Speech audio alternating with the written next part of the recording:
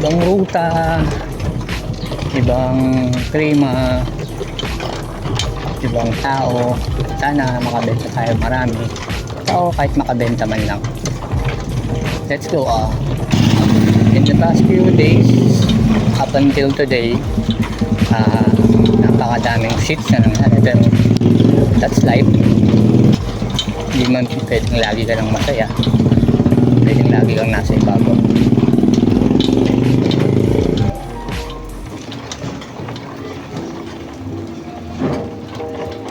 Ang init pa, puta.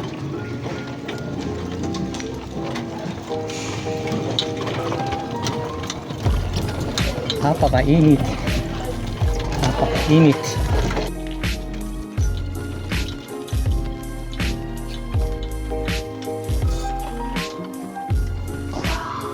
New spot, bossing. Barangay Balite. Sorry, Kat. Kulikat, bilad ka muna sa araw. Sunbathing ka muna. Beach vibe. Pero sa barangay, saka sa court. At pumasok na nga ang unang order. Unang dalawang order. Hindi ko expect na may bibili sa akin this time. Kasi nga, unang-una dahil lang tayo.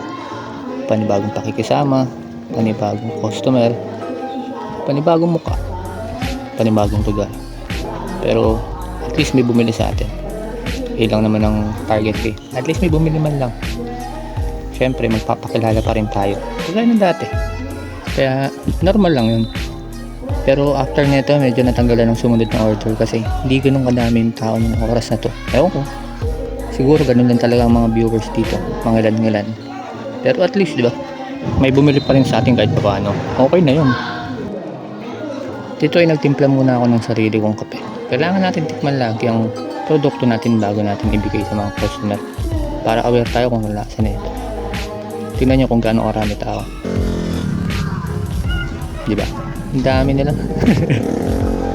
Pero hindi tayo pinanginaan ng loob. Wala ko nang umuwi nito ng time na ito kasi pakiramdam ko wala nang bibili at sinasamahan na rin ako ng pakiramdam sa sobrang init. Isipin mo, para kang nasa beach vibe na beach vibe pero nasa barangay ka lang at ko, diba? Napakagaling.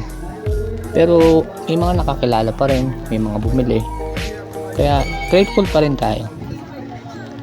Kung magtataka ka bakit wala nang caption, wala nang words, or basta kung ano mang nababasa nyo sa video, wala na kasi tayong pro, wala na tayong pambayad for now. Medyo purista na ang iyong sugar daddy, ang single daddy pala. Nakabenta rin tayo ng ilang cups nung araw na to. Pero grabe talaga init, no? Pinag-iinit ko lalo ulo ko Di pala.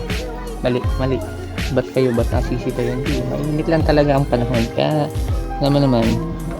So, ayun pa nga. Kumusta nga pala ang buhay-buhay niyo mga bossing? Sana masaya kayo sa araw nyo. At sa mga susunod pang araw na darating sa inyo. Sana minsan din matambay kayo sa akin. Hindi naman sa pilitan, pero pwede na. Para lang makapagkwentuhan, makapagkape, makapag-banding, kumbaga. Tapos meron din tayong tip can kung saan hindi pera ang ilalagay, kundi mga payo sa buhay-buhay, mga bagay-bagay, pwedeng seryoso, pwedeng maloko, nasa sa inyo, diba? Para malay mo matapat sa araw na kailangan mo ng tip na yun. Huwag lang yung kalokohan na makukuha mo, mga tipong kung sawa ka na, ako naman cobra, ang ganun. Basta ayun, sana magkita-kita tayo minsan sa mga lugar na kung saan ako dadaling ni Pulikat at ni Kat, makapagkwentuhan at makabutan din kayo ng sticker. Paano lobat na yung phone ko, kaya umuwi na rin ako nito at wala na rin tao kasi last game na. Kaya nagmamadali ako umuwi kasi wala akong ilaw, wala akong flashlight. Lobat na nga kasi yung phone, nasira pa yung power bank. Kaya kung umabot ka sa part ng video na to, huwag mo munang papatayin dahil may exciting part sa dulo na to. Panoorin mo na lang.